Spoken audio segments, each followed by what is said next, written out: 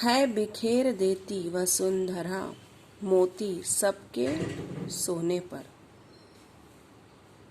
है बिखेर देती वसुंधरा, यानी कवि कहते हैं कि चांद तारों की तुलना मोतियों से करते हुए कहते हैं कि, यानी मोती, यानी जो चांद तारे ये सब हमेशा उनको मोतियों के साथ कंपेयर किया जाता। तो यहाँ पे भी कवि चांद तारों को मोतियों के साथ यानी कंपेयर करते हुए कहते हैं कि जब सब लोग सो जाते हैं तो पृथ्वी आकाश में चांद तारों के रूप में मोती बिखेर देती है। यानी है बिखेर देती वसुंधरा, वसुंधरा मतलब पृथ्वी, पृथ्वी चांद तारों के समान मोती सब जगह बिखेर देती है। रवि बटोर लेता है उनको सदा सवेरा होने पर। ये रात को जब पृथ्वी ये चांद तारों के समान मोतियों को जब बिखेर देती है तो रवि, रवि मतलब सूर्य, ओके।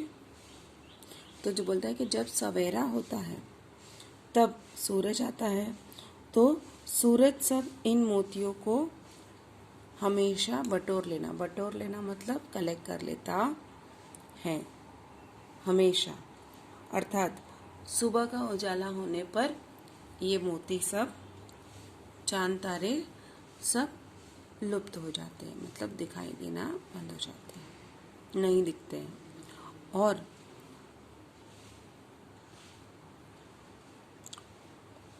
विरामदायिनी अपनी संध्या को दे जाते हैं। कवि कहते हैं कि सुबह होने पर बटोरे हुए ये चांद तारे रूपी मोती सूर्य उसे विश्राम देने वाली संध्या को सौंप देते हैं, यानी उनको आराम देने वाली सांझ को ये जो मोतियों को उसने बटोरा है चांद तारों को, वो शाम को दे देते हैं कि वो शाम तक आराम करे। शून्य शाम तनु जिससे उसका नया रूप छलकाता है।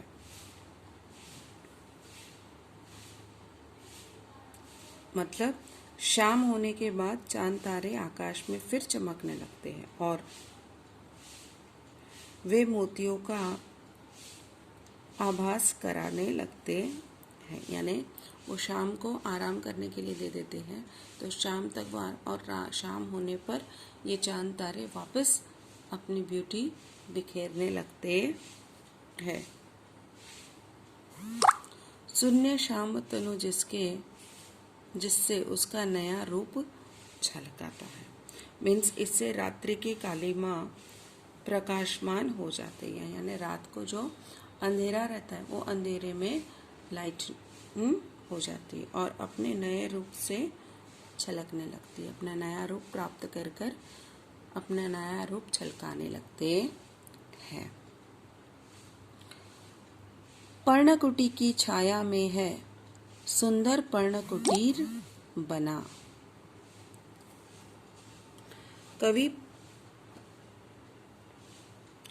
पंचकुटी की छाया में है सुंदर पर्णकुटीर बना, यानी कवि पंचवटी का वर्णन करते हुए कहते हैं कि पंचवटी मतलब 5 वट वृक्षों का समूह, वट मतलब बनियन ट्री। तो बोलता है उसे पंचवटी की छांव में घास फूस से बनी हुई पत्तों से छप्पर वाली एक सुंदर झोपड़ी बनी हुई है। पर्णकुटी मतलब सुंदर झोपड़ी। उसके सम्मुख स्वच्छ शिला पर धीर वीर निर्भीक मना।